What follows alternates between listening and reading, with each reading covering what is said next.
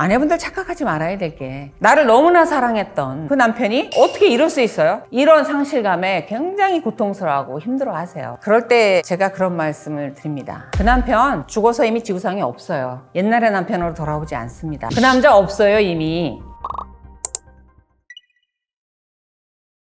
결혼을 해서는 안 되는 남자분이 돈 안 주는 남자입니다. 왜 돈 안 주는 남자냐면 그래도 아직까지 경제적인 우위가 남성한테 있습니다. 그리고 급여 차이도 남성이 많고 돈 안 주는 남자가 뭐가 문제가 되냐면 일단은 책임을 지지 않는 거죠.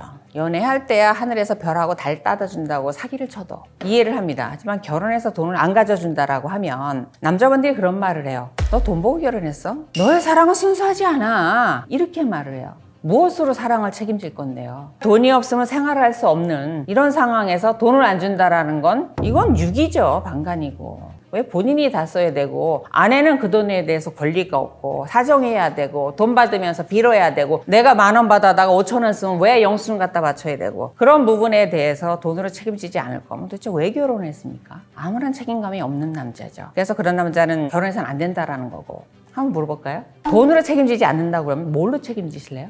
아내분한테 그렇게 물어보시겠죠. 너 돈 때문에 결혼했어? 물론 사랑을 돈으로 살 수 없지만 돈으로 사랑을 책임져 줄 수 있죠. 그리고 나의 사랑을 표현할 수 있죠. 돈 주지 않는 남자는 아내분들이 너무너무 고통스러워합니다. 결국은 돈을 가지고 군림을 한다는 거죠. 권력처럼. 10,000원 주면서 영수증 가져와. 다른 사람들은 얼마 쓰는데 왜 너는 이렇게 쓰니? 그 다음에 내 자녀 학원 보내는데도 그거를 사정해야 돈을 주고 매번 돈을 줘도 아내분들이 이혼하겠다고 오는 분들이 그렇게 얘기를 해요. 애가 오늘 학원 가는데 그날 레슨비 50,000원을 가져가야 되는데 전날이라도 주지. 꼭 가는 날 100,000원짜리 수표를 준대요. 정말입니다. 그 100,000원짜리 은행 가서 바꿔다가 50,000원 놓고 나가야 된다는 거예요. 난 도대체 그 남편분한테 묻고 싶어요. 도대체 왜 그러는 건데 왜? 왜 그러는지 난 정말 모르겠다는 생각에서 돈을 가지고 군림한다. 그 다음에 일일이 영수증을 체크하고 요즘은 또 돈도 안 줍니다. 카드를 줘요. 문자 띠 까면 전화 바로 온답니다. 전업주부가 뭐 때문에 커피숍 가서 5,000원씩 주고 커피를 먹어? 집에서 타 먹지? 이러고 전화를 끊는다는 거예요. 그러니까 카드를 쓸 수가 없다라는 거예요. 띵동 가고 하니까. 그 다음에 마트 가서 뭐 때문에 15만 원씩 긁었냐는 거예요. 이 영상 보시는 아내분들 15만 원 가지고 우리 몇 가지 살 수 있어요 요즘 마트 가면. 그리고 아니 콩나물 무치면 콩나물만 덜렁 삶으면 됩니까? 참기름 들어가죠, 소금 들어가죠, 파 들어가죠, 마늘 들어가죠. 그러니까 콩나물 무치는데 왜 10,000원씩 쓰냐고 이렇게 따지는 분하고 한번 평생 살아보실래요?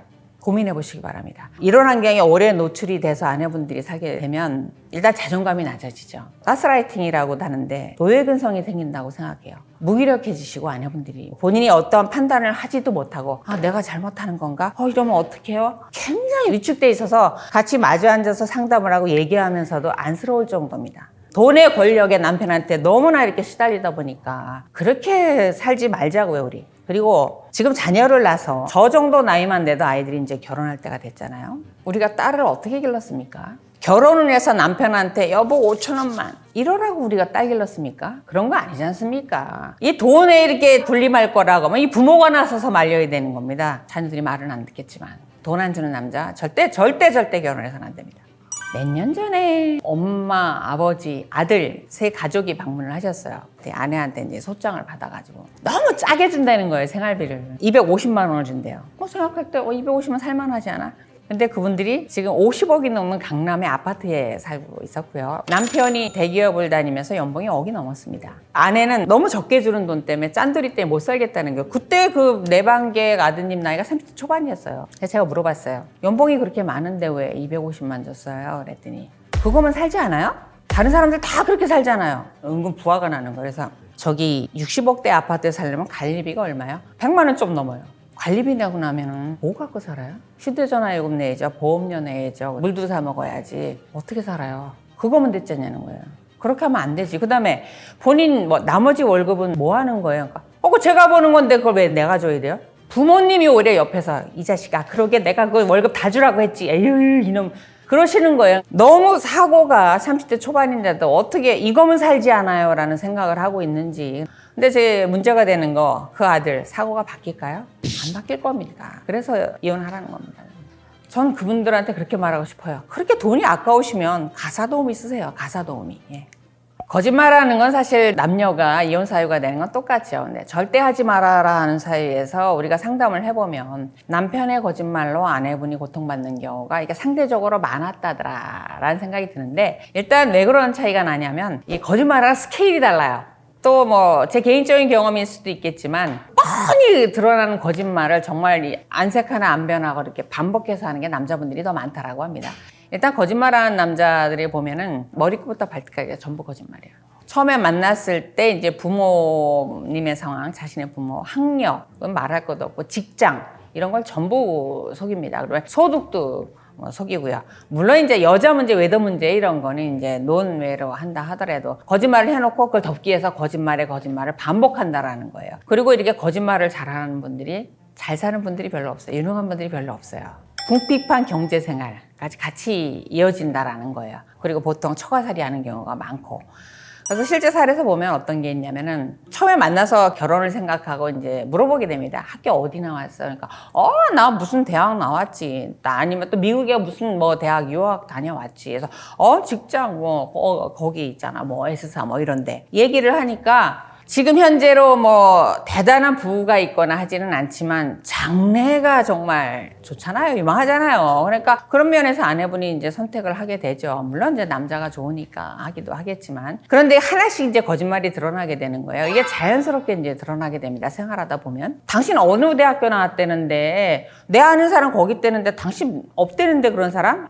그래? 아이, 뭐 잘못 생각했겠지 해서 아니야 없대. 그러니까 그래? 어느 대학이라고 말했는데, 그러니까 무슨 대학 아니야. 그러니까 나 뭐 무슨 대학교 분교 나왔어. 지금은 뭐 이제 어느 캠퍼스라 그래서 차이가 없지만 옛날에 본교와 분교는 차이가 많았거든요. 그렇게 이제 속이는 건 시작이고요. 그 다음에 이제 직장을 무슨 S사 간다고 그래서 결혼을 했는데 출근을 안 하더랍니다. 여보 왜 출근을 안 하세요? 그러니까 나 시험 봐놓고 지금 있잖아 저기 합격 통지 온다 해서 기다리고 있는 거야. 결국은 무직자였던 거예요. 그리고 결혼할 당시에 시부모님이 뭐 마련해준 집이 있다 그래서 거기 들어서 살기로 했는데, 결혼식 한 달 앞두고 갑자기 아니 거기 세를 났는데 세입자가 나가질 않는다네. 그래서 일단은 처갓집에서 시작을 하자 우리. 그렇게 해서 처갓집에서 시작을 했는데 7년째 처갓집 생활을 하고 있다라는 거예요. 말만 꺼내면 거짓말이라는 거예요. 그러니까 아내분이 절망하고 이혼하려고 하는 이유는 이 거짓말에 대해서 양심의 가책도 없고 미안한 것도 없고 뻔뻔하게 너무 한다는 거예요. 정신질환인가?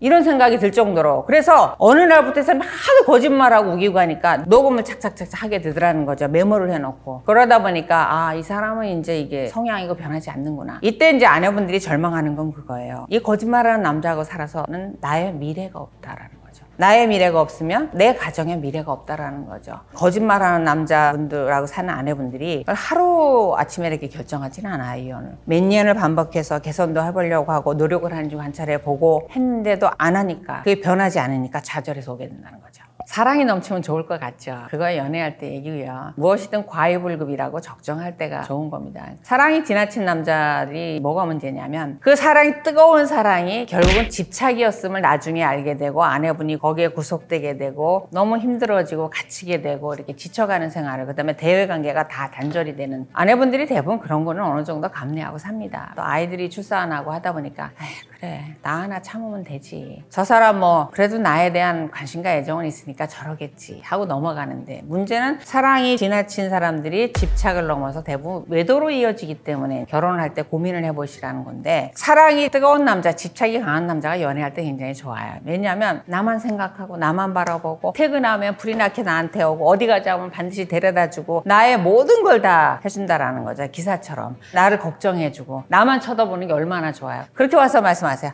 그 사람이 내가 결혼 안 해주면 죽을 것 같아서 했어요. 이렇게 이제 말씀을 해서 결혼을 하는데, 이 남자의 사랑이 그렇게 뜨거운 채로, 집착인 것도 좋아. 뜨거운 채로 끝까지 가면 살아요. 근데 이 집착적인 사랑이 통째로 다른 대상으로 옮겨간다는 거예요. 왜냐하면 아내분들 착각하지 말아야 될 게, 남편이 나를 너무 사랑해서 나한테 모든 걸 다 해주고 나한테 맞춰준다는 얘기는 반대로 본인이 그거를 희망하고 있기 때문이에요. 근데 아내분들은 바다만 봐서 익숙해져서 줄 줄을 몰라요. 공주가 되시는 거죠, 공주가. 그러면 남편분 입장에서는 주면서도 끊임없이 공허해 지는 거죠, 이제. 받지를 못하니까. 그러니까 그걸 통째로 들고 다른 여성한테 또 갑니다. 그 여성은 이거를 나한테 피드백을 줄까? 이런 생각을 한다라는 거죠. 그래서 아내 입장에서는 보통 이게 무덤덤하게 살았던 부부보다 그 상실감을 이루 말할 수가 없는 거예요. 나를 너무나 사랑했던 그 남편이 어머 어떻게 다른 여자를 사랑할 수 있어요? 어떻게 이럴 수 있어요? 이런 상실감에 굉장히 고통스러워하고 힘들어하세요. 그럴 때 제가 그런 말씀을 드립니다. 아직도 남편이 이 지구상에 있다고 생각하십니까? 그 남편 죽어서 이미 지구상에 없어요. 그 남자 없어요 이미. 옛날의 남편으로 돌아오지 않습니다. 이렇게 답변을 하거든요. 정리를 한마디로 해서 성격 좋은 사람하고 하세요. 돈 많이 버는 사람하고 하세요. 이렇게 말하기는 어려워요.